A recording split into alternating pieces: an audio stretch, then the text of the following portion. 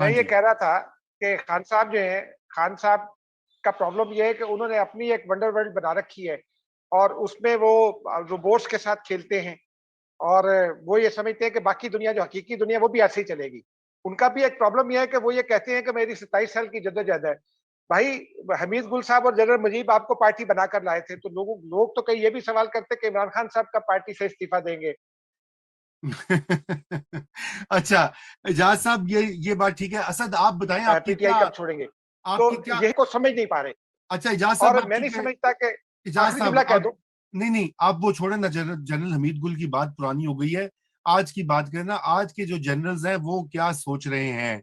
उन्होंने army act के तहत, आप चूंकि नेशनल सिक्योरिटी को कवर करते हैं, आपने क्या सुना है? क्योंकि मैंने तो ये सुना है कि जी आर्मी एक्ट में, आज हमारी रिपोर्ट भी है द फ्राइडे टाइम्स में, कि आर्मी एक्ट के तहत इमरान खान साहब को ट्राई किया जाएगा।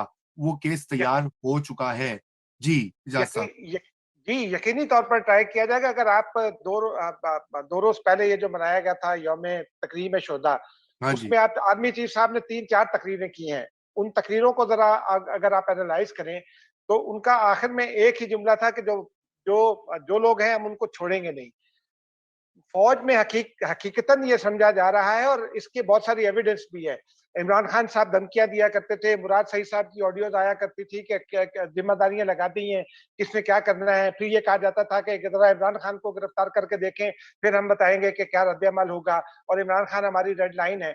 ये तमाम जो पिछले वाकयात थे उन्होंने इमरान खान साहब को फंसा दिया है। उनका केस यकीनी तौर पर, लाजमी तौर पर आर्मी एक्ट के तहत चलेगा। इसमें कोई दूसरी राय नहीं है। और मैं पिछले कुछ दिनों से ये भी सुन रहा था कि जी फला मुल्क पड़ गया और इमरान खान साहब बैरून मुल्क चले जाएंगे। मैं इस पर शर्त लगाने को भी तैयार हूं कि जब तक इमरान खान साहब के मुकदमे का फैसला ना हो जाए, उस वक्त तक इमरान खान साहब के बाहर जाने का भी कोई इम्कान नहीं है। उनको बाहर नहीं जाने दिया जाएगा। जो नो फ्लाई उसकी लिस्ट है लोगों की, उसमें पहला नाम इमरान खान साहब का इसलिए डाला गया। ये लिस्ट भी हेस्टली जारी की गई हुकूमत की तरफ से, जल्दी में इसीलिए जारी की गई ताकि ये तासुर खत्म हो जाए कि इमरान खान के साथ कोई डील हो रही है। कोई डील इमरान खान के साथ नहीं हो रही, ना कोई डील होगी। उस वक्त तक नहीं होगी जब तक आर्मी एक्ट के तहत मुकदमा नहीं चलेगा।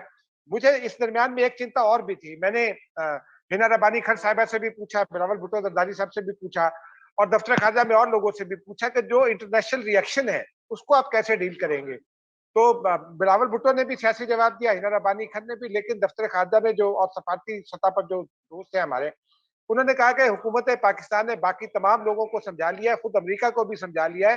अमेरिका को तो उसी टर्म में समझाया कि जो कैपिटल हिल पर हमला था उसके तहत वो मुकदमा आपने कहाँ चलाया? रेगुलर लॉ के तहत तो आपने नहीं चलाया। वो मुकदमा आपने एक स्पेशल लॉ के तहत चलाया जिसमें अभी 18 साल की सजा भी सुनाई गई है एक साहब को।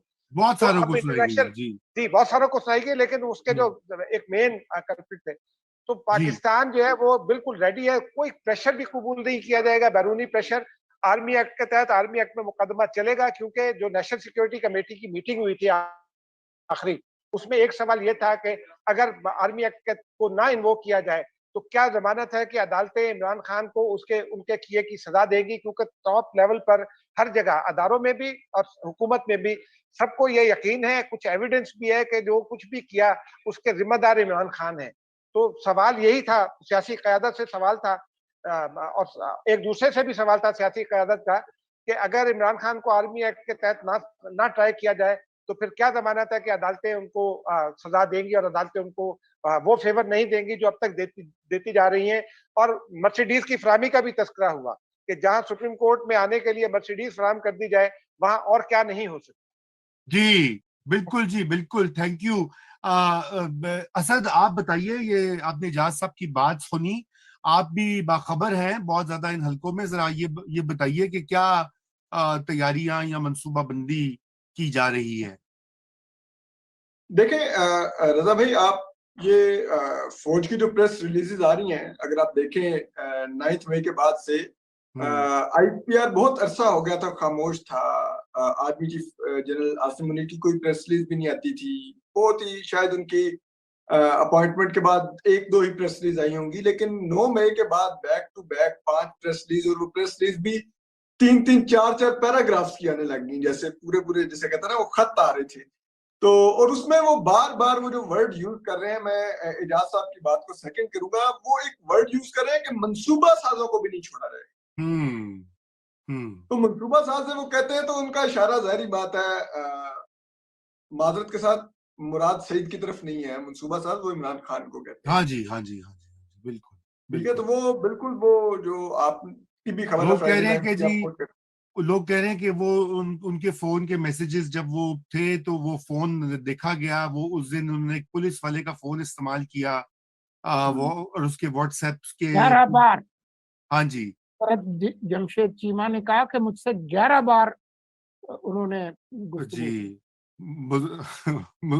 वो किसी ने लिखा हुआ था कि हिंदुस्तान में सॉफ्टवेयर बनते हैं, पाकिस्तान में सॉफ्टवेयर अपडेट होते हैं। ये मसला ये है।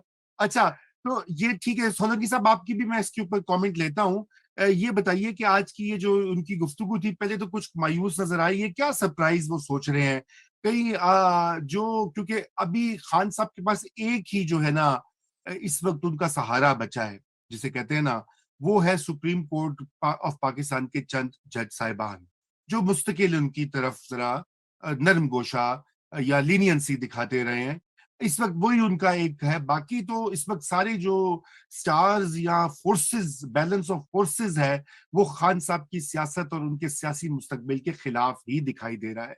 आप क्या समझते हैं कि सुप्रीम कोर्ट ऑफ पाकिस्तान उनको ये जो बात असद भी करे, एजाज भी करे, आर्मी एक्ट में मुकदमा होता है, तो क्या फिर से मर्सिडीज भिजवा कर बुलाकर नाइस टू सी यू कहा जाएगा?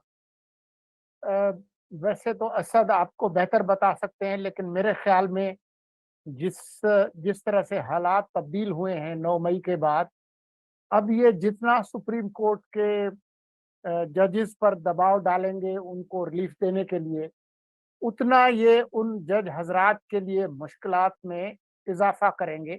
और मेरा नहीं ख्याल है कि इस खुदकुश बयानिए का बोझ अदालत के वो जज हजरात उठा सकेंगे। ठीक ठीक, वेरी इंटरेस्टिंग। असद लेकिन आप मैं बताइए। एक जुमला मैं कहना चाह रहा हूँ, ये जो मुज़ाकराती कमेटी बनी, हाँ जी ये इसकी लिस्ट आप देखें वो बड़ी मजेदार है।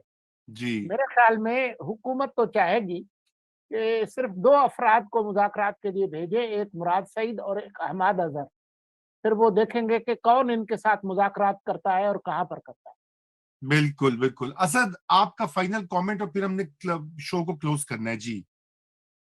देखिए रजा रूमी साहब, अगर आप देखें तो जो अब मोज़ेती जसीमुता बनियाल साहब की और उनके लाइक माइंडेड जजेस की बॉडी लैंग्वेज है अब कमरा अदालत में, अब वो इतने ही इन्हमाक से अटॉर्नी जनरल इलेक्शन कमीशन के वकील को सुन रहे हैं जितने इन्हमाक से पहले वो पीटीआई के वकला को सुनते थे।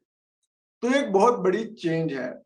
और इमरान खान साहब ने जो असल में अपने ताबूत में जो आखिरी कील मेरे नजर में ठोका है, वो है द डे उनको इन जजेस ने रिहाई दिलवाई और खान साहब को बार बार मोज़ेती जसीमुता बनियाल साहब ने कमरा अदालत में कहा कि खान साहब टेम्परेचर नीचे लाइए, खान साहब डायलॉग कीजिए। और खान साहब लाहौर पहुंचे और उन्होंने पहुंचते साथ ही वो बेगैरत बेगैरत वाली स्पीच कर दी। जी जी जी जी वहां पे जजेस को आइडिया होगा कि यार हम इस शख्स के लिए कुछ नहीं कर सकते, ये तो खुद मरने जा रहा है, हमें भी मरवाएगा। तो मेरे ख्याल में उसके बाद अब उनके पास भी कोई ऑप्शन नहीं है। इसीलिए अब हाई कोर्ट्स के जजेस खुले कहते हैं कि आपको तो छोड़ेंगे ही नहीं जब तक आप प्रेस कॉन्फ्रेंस नहीं करेंगे। यानी कि पूरी अदलिया को पता चल गया कि अब उनकी रिट खत्म हो गई है, वो जो मर्जी रिलीफ देने के लिए ऑर्डर करेंगे वो उस ऑर्डर पे इंप्लीमेंट नहीं हो सकेगा। हाँ, असल मसला स्टेट इज तो ऑल ये है। Around against PTI. तो वो मजीद असल अपने आप को मेरे ख्याल में एम्बैरसिंग पोजीशन में नहीं लेके जाएंगे। तो वो फिर अब ठीक है, अब खान साहब इज ऑन हिज ओन। अब असल मसला ये है, बिल्कुल। मैं ये क्लैरिफाई कर दूं कि आपका मकसद था कि अपनी सियासत के ताबूत में आखिरी कील, और मैंने जी कहा जी ये वजाहत जरूरी है। हाँ, और बिल्कुल किसी की नाजरीन, नहीं है, मतलब हाँ आपके जी, हम किसी भी नाजरीन, के नहीं चाहेंगे। जी बिल्कुल बिल्कुल। नाजरीन, ये जो कुछ हो रहा है, ये मैंने कल भी कहा था, आज भी दोहराऊंगा, ये कोई खुशी का मौका नहीं है। जो लोग सेलिब्रेट कर रहे हैं उनको एहतियात करना चाहिए, क्योंकि आज पीटीआई का चिराग जो है वो गुल किया जा रहा है, कल दूसरे चिरागों पे ही आंधी जो है चलेगी। ये पाकिस्तान की तारीख है, तल्ख तारीख है। ये सियासतदानों को ही इस बहरान से मुल्क को निकालना होगा। आप अपना काम आउटसोर्स मत करें जीएचक्यू या अपारा को, आप खुद सियासत करें। आप सियासी पार्टियां हैं, आपके दरमियान तजुर्बाकार पॉलिटिशियंस मौजूद हैं, आपको पता है कि सियासी हल कैसे निकलता है। खान साहब से वो अभी शायद इस पोजीशन में आ जाएंगे बात करने के लिए, आप वो काम ना करें जो पहले होता है। इसके साथ ही आपसे इजाजत। शुक्रिया असद, एजाज साहब, सोलंकी साहब और खुर्रम हुसैन। खुदा हाफिज।